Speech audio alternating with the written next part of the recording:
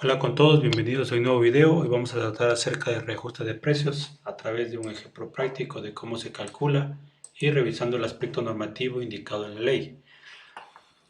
Bueno, aquí ven los artículos 126, 127, 128, donde pueden y demás, donde pueden ir revisando eh, para qué sirve la fórmula polinómica, en qué caso se aplica, pero básicamente lo que hace es que en caso de producirse variaciones entre los componentes unitarios indicados en el contrato, estos se reajustarán a través de una fórmula matemática o fórmulas matemáticas. ¿Cuál es esa fórmula matemática? La famosa fórmula polinómica.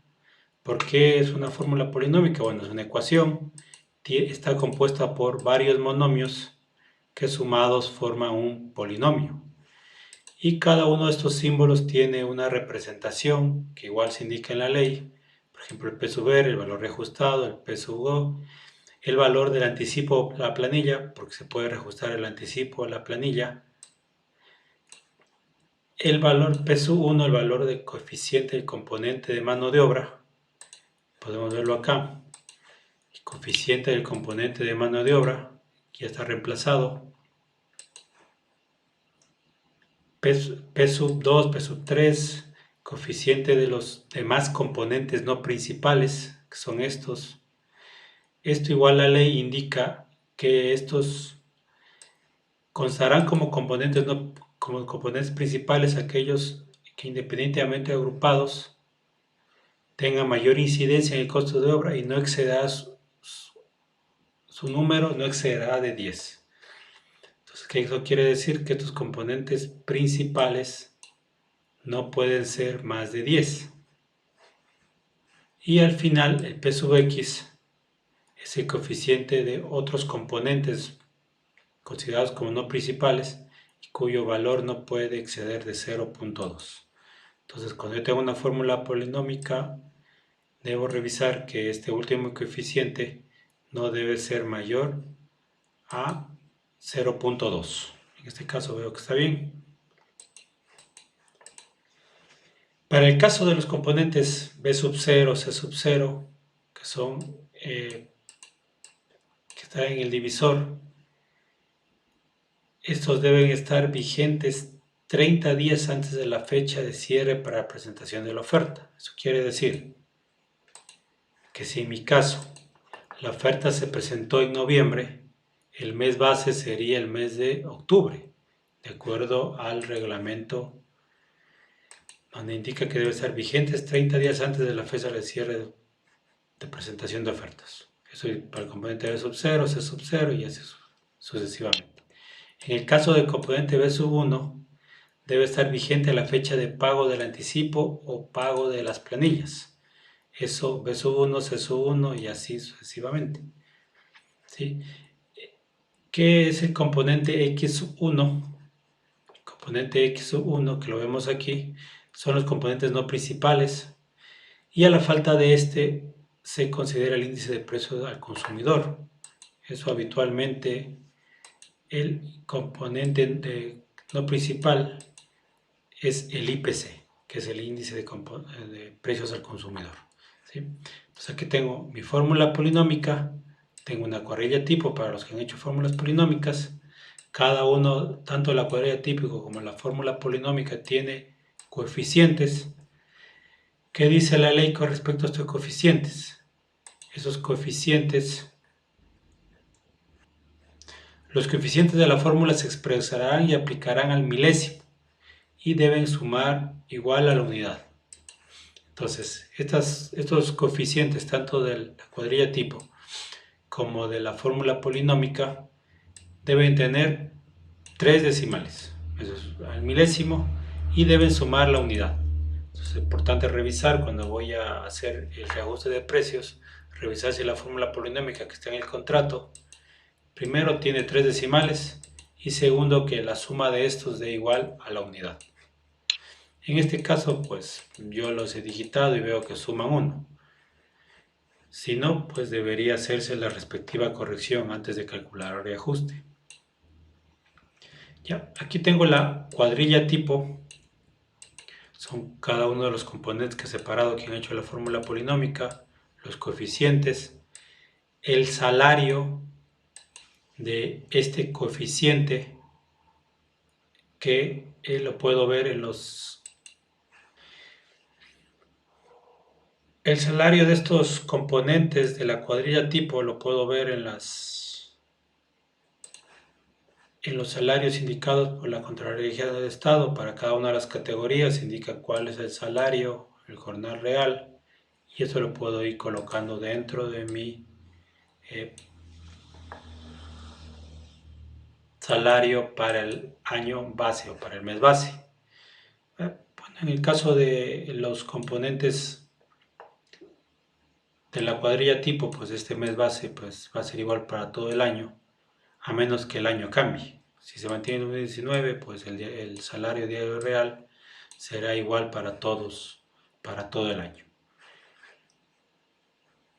Y pues aplicando simplemente la multiplicación del coeficiente por el salario diario real, puedo obtener con la suma de esto cuál es el índice del mes base para el caso de mano de obra. Este es el índice del mes base para octubre de 2019. Aquí están los coeficientes. Para el caso de los componentes, del resto de componentes principales y del IPC, pues debo dirigirme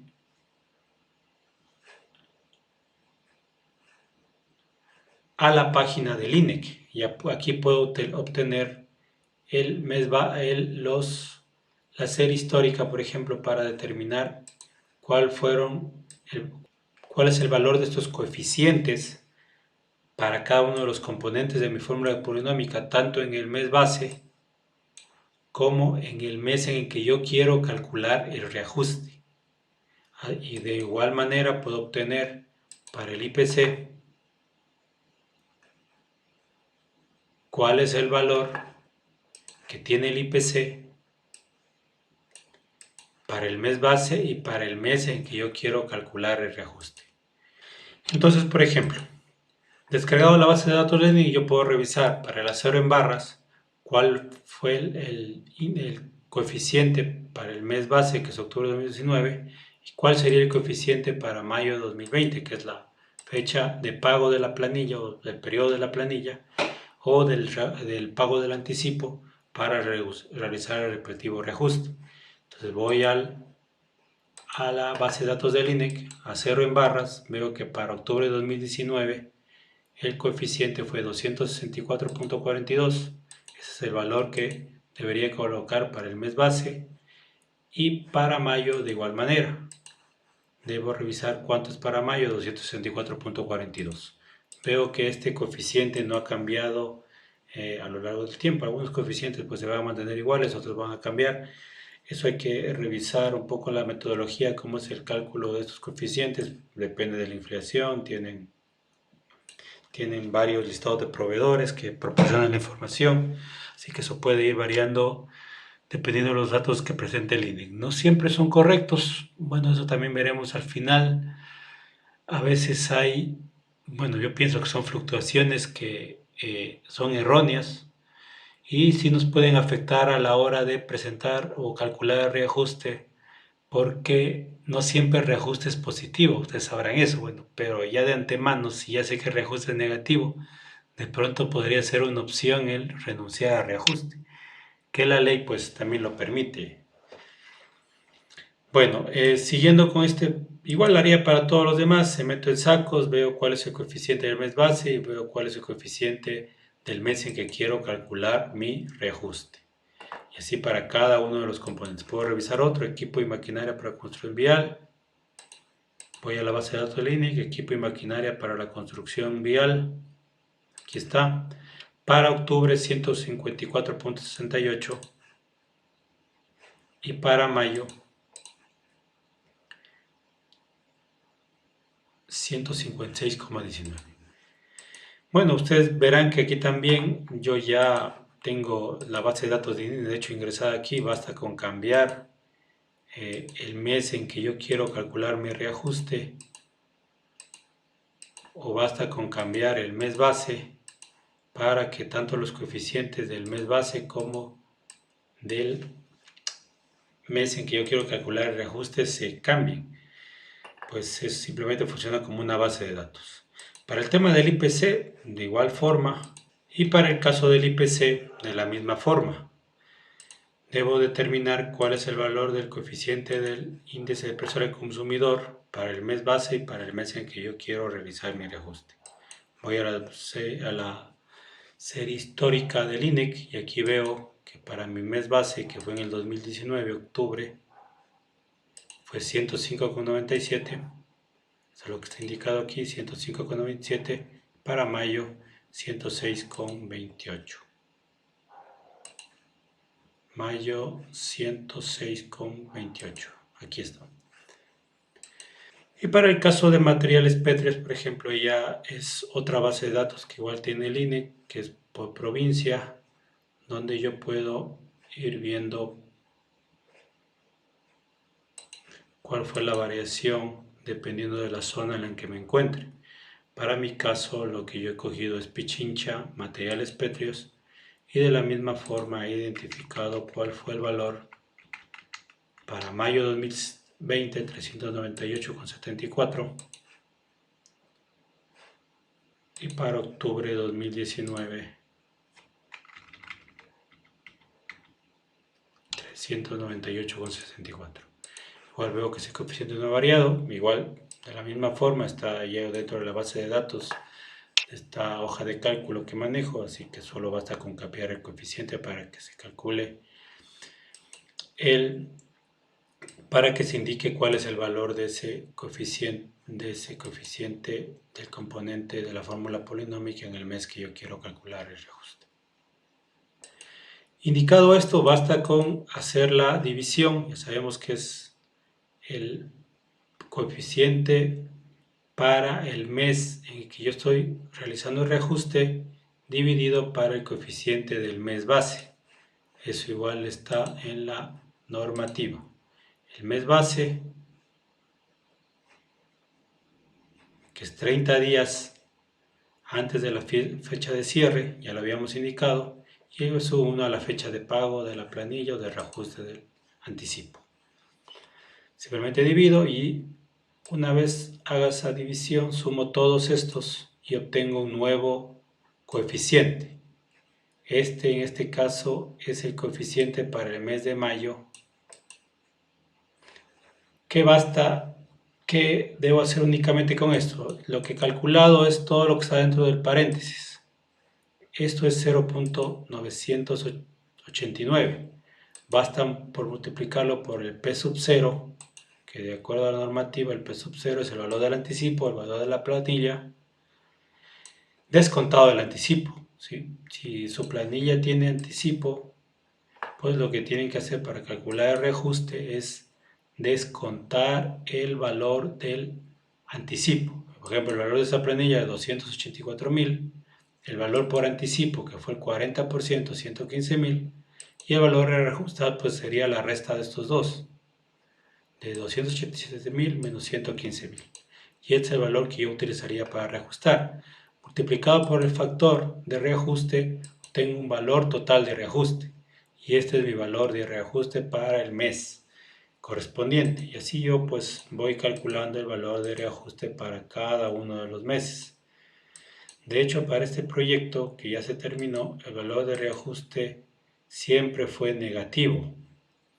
Y eso es algo que les había mencionado al inicio, que también es importante ir un poco identificando cómo se comportan estos índices y tal vez tratar de predecir o identificar si hubo un problema y al final revisar en qué terminaría ese reajuste.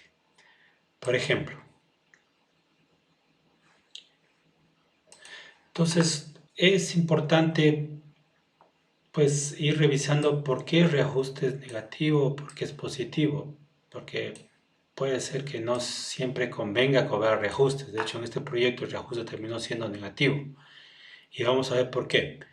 Aquí tengo un coeficiente que a simple vista, si cojo el mes base y cualquiera de los meses subsiguientes, hay una gran diferencia, es el de combustibles.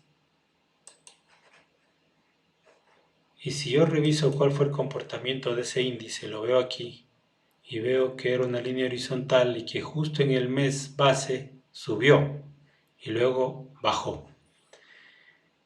Y eso, pues si lo hubiera identificado al inicio, hubiera de pronto pronosticado que mi reajuste iba a ser negativo. De hecho, ese reajuste, de acuerdo con esta pequeña proyección, se identificó que el coeficiente iba a ser 0.99 y que el reajuste iba a ser de menos 12.000. Y ese reajuste terminó siendo de menos $10.000. Entonces, a la final, de pronto, si hubiera revisado cuál fue el comportamiento de esos reajustes, de estos coeficientes, ya hubiera identificado que hay un patrón, aquí hay un error. Podría haber identificado aquí mis coeficientes. Veo como para algunos casos se mantienen los mismos valores o no varía tanto, pero este coeficiente sí, la variación es bastante grande y eso hizo que este reajuste siempre sea negativo. Entonces, importante poder identificar este tipo de situaciones y, bueno, como les mencionaba, de pronto la opción hubiera sido renunciar desde el inicio al reajuste. Ya esto hubiera sido una predicción para saber que en vez de ser algo conveniente, fue algo perjudicial. Bueno, eso es todo en cuanto a los reajustes. Espero haber sido claro, haber ayudado a quienes aún no realizan reajustes y a quienes los realizan a que los puedan realizar de mejor manera. Eso es todo y me despido hasta otra oportunidad.